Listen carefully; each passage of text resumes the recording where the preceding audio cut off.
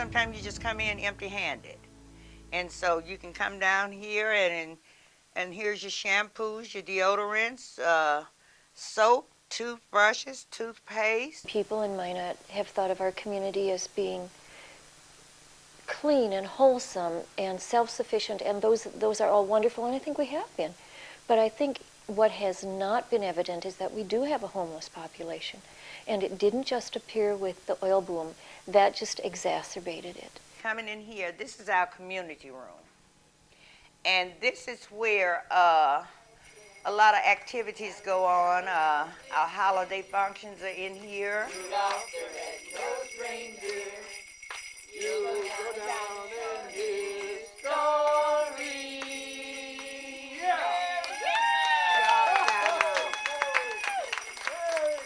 True homelessness isn't the panhandler on the street corner.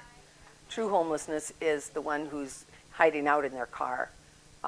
They're going into the alleys, going into the garbage after dark and trying to find food. And it's happening more than people realize. This is a family room down here that I'm going to show you. Usually if you have one or two children, sometimes more, this is where, this is it here. Okay, let me turn the light on. Okay, yeah, this is the family room. I'm a resident at the YWCA.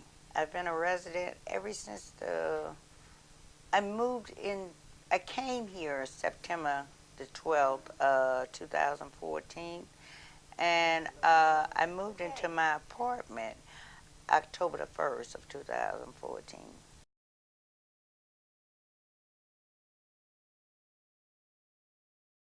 I was scared to death when I came here. I didn't know what to expect. I thought I had hit rock bottom. We're now getting ready to enter the twilight zone. My room. I'm apartment number 1. Okay, come on in. I'm originally from the South, from the Mississippi Gulf Coast. And I was raised with siblings, a wonderful family, mom, dad.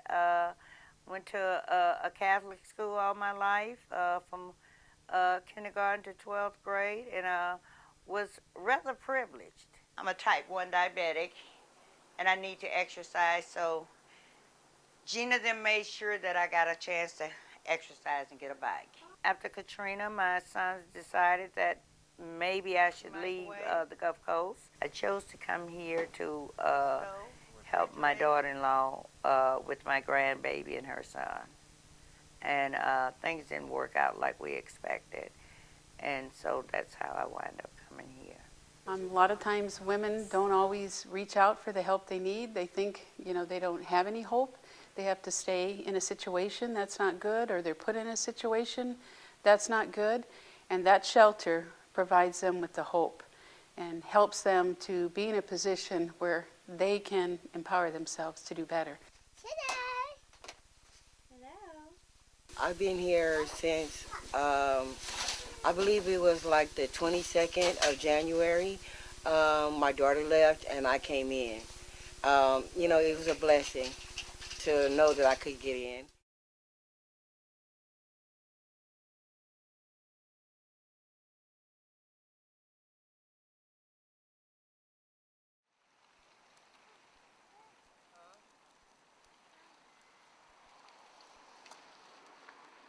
I've been what you call a high-risk person, a high-risk family that is susceptible to homelessness over and over again.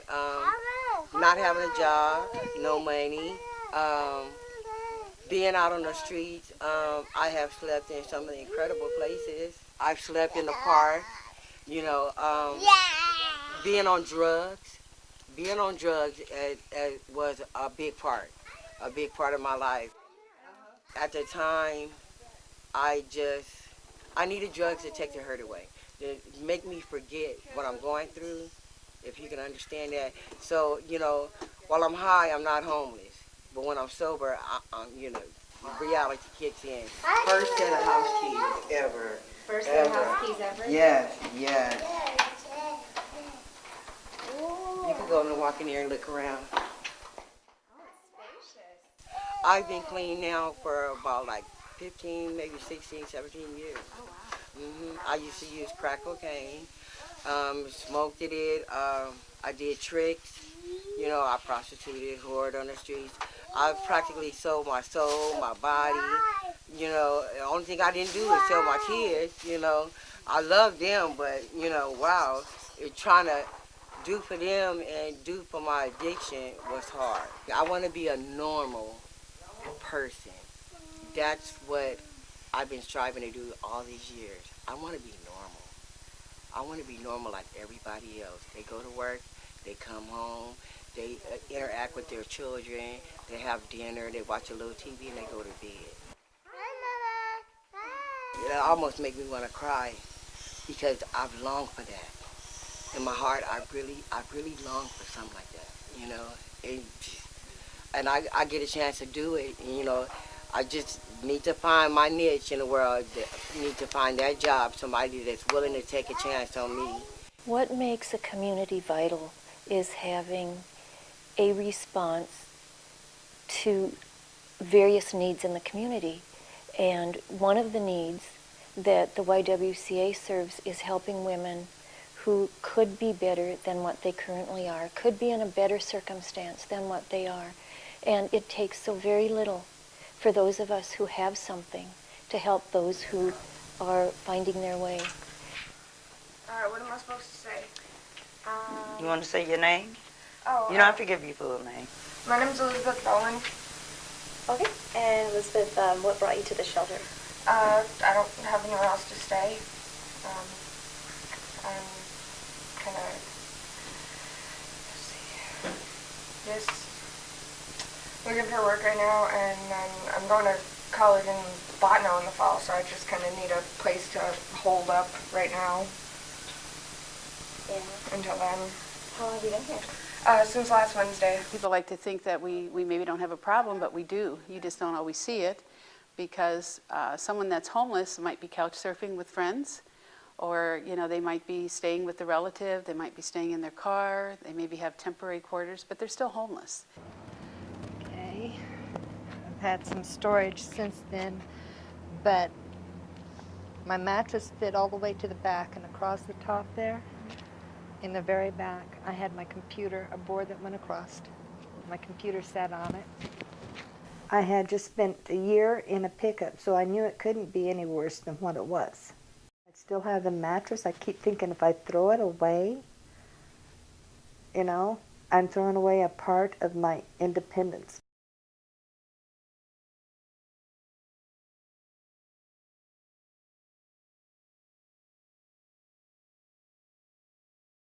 When I left my husband, we were not what you call the richest people in the world. We owned 2 homes, free and clear. The only thing he had was land taxes and utilities. So pretty basically it was free money to do whatever.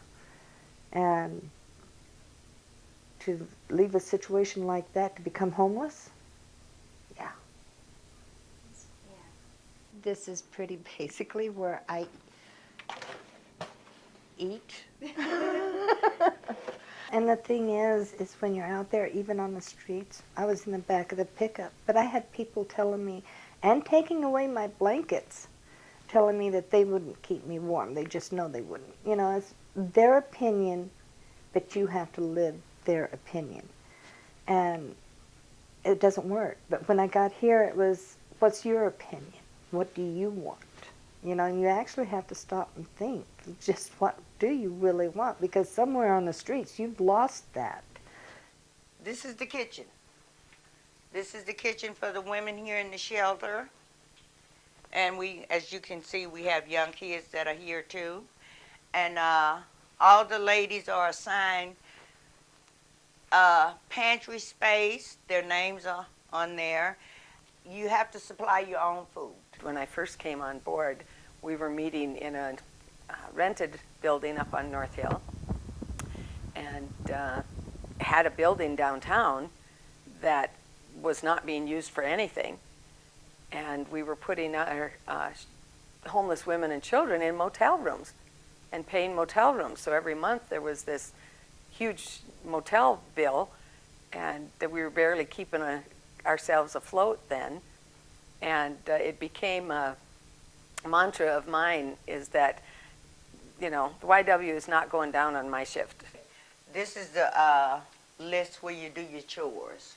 Okay, it means 2 people are in this room here, and they do the chores, and then you sign off from where you do your chores, and then when you're leaving, you sign out, and then when you're coming back, you sign in. It was a lot of hard work and soul searching, because it was a lot of work and it was a lot of money, and we ended up getting some grants and our fundraising and donations, lots of donations and in-kind donations. I'll do this if you'll lay the carpet, or I called a friend of mine and she knew how to lay tile, so tile in the basement was, we laid tile and grouted tile. We had hopes of building a new daycare and doing the work on the shelter and setting up a fund that we could work with for our operating. And then the flood hit. And so that kind of put a hold on a lot of those things. And we really focused on getting that building finished. We worked very hard on refinancing the building and some of the debts. Well, I remember that at every meeting we were told a success story about women who needed a little boost and got it through the YWCA, and then they moved on and developed their own path. I know that I donated clothing and money, but clothing in particular that I think was especially useful to those women as they were going about their job search. You see all those new jeans over there? Yeah, they got a lot of nice stuff down here. And it's usually open on Wednesdays. A staff member will usually come down, and you can come down. We kind of enjoy coming down on a Wednesday. It's kind of like going to the mall for us. Someone who came to the shelter, the temporary shelter, then eventually moved to supportive housing, went back to school, and then moved out of the supportive housing, and later ended up actually applying for the executive director position. So you can just see the transition from someone who was homeless to someone who had the confidence to reach out and lean in and grab her dreams. That's a success story to me.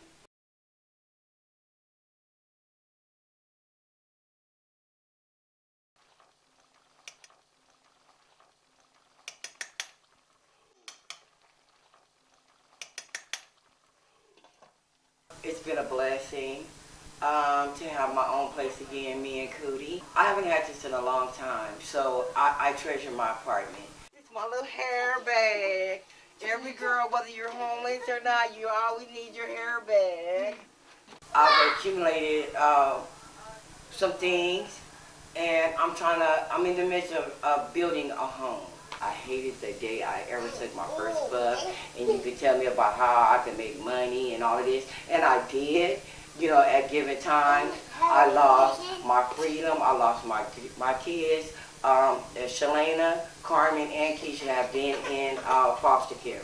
Altogether, I've done like maybe a good 33 years. I've done 5 years, 6 years, 3 here, 2 here, back to 5, back to 6 years.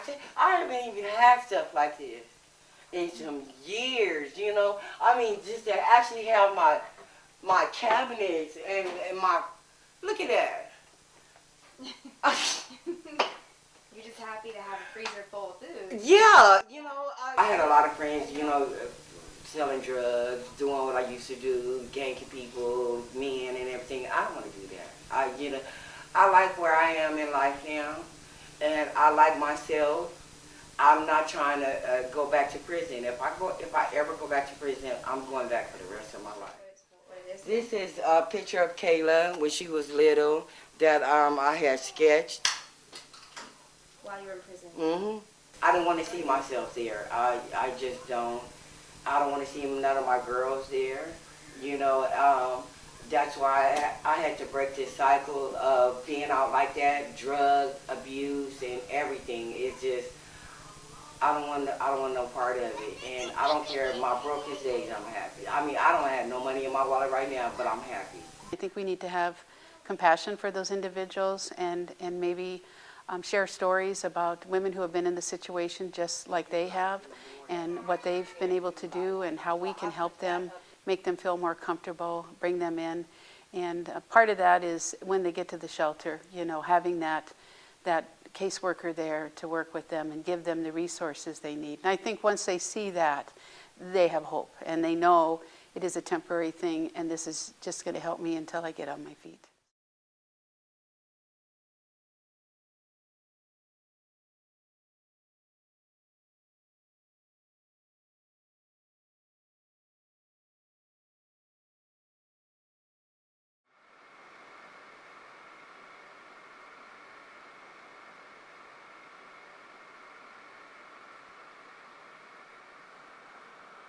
Locals don't come to the beach, I'm telling you.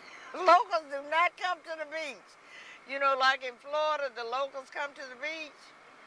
Here, I mean, you might see a couple of local people. Like, those are probably some tourists right out there. She didn't deserve that. It broke my heart. She's exactly the same woman that she was.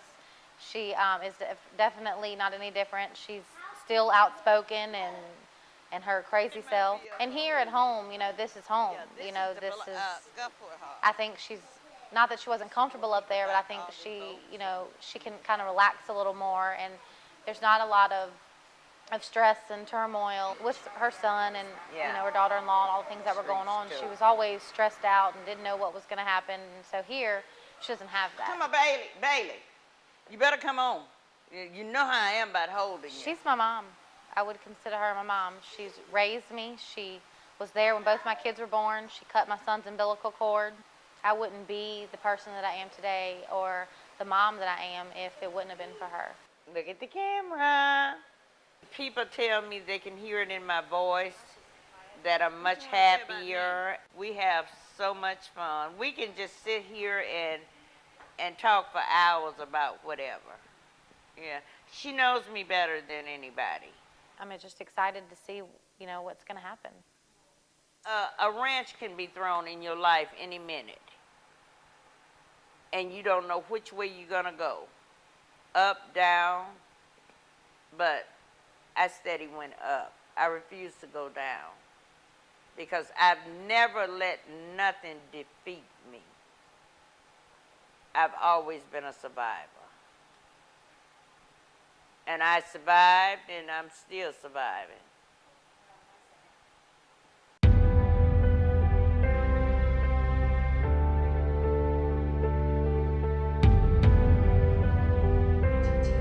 have started offering women's empowerment sessions. Tonight will help. I know you can't see past the misery. I know you can't think past what you're feeling. In 2014, you housed, or the YW housed, 100 women and children. Those are women and children who would have otherwise been on the streets because they're homeless. So you are providing an invaluable service to the community of Minot and the surrounding areas.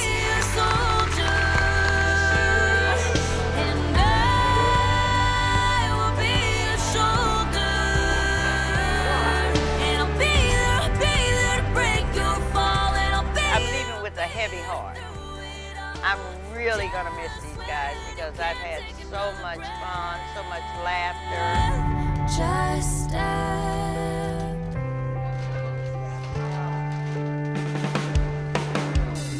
it seems impossible to make it through the day when you have to fake it all and smile through the pain. No matter how many times somebody will pick you down, pick yourself back up. There's always tomorrow.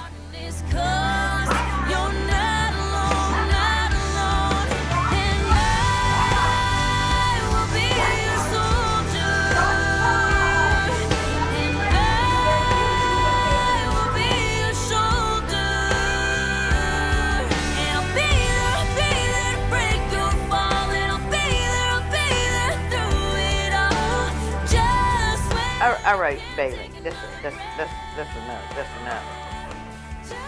You trying to get your teeth white for TV? Is that what the deal is?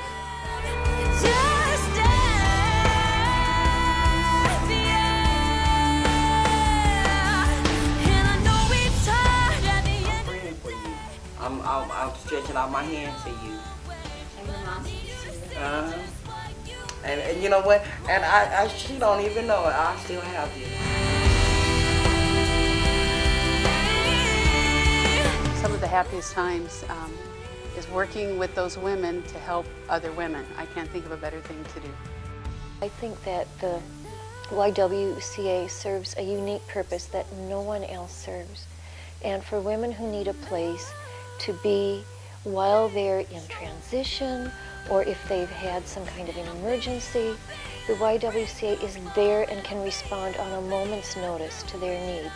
I want the community to know that they can help do this, keep this organization going. And homelessness is not going away.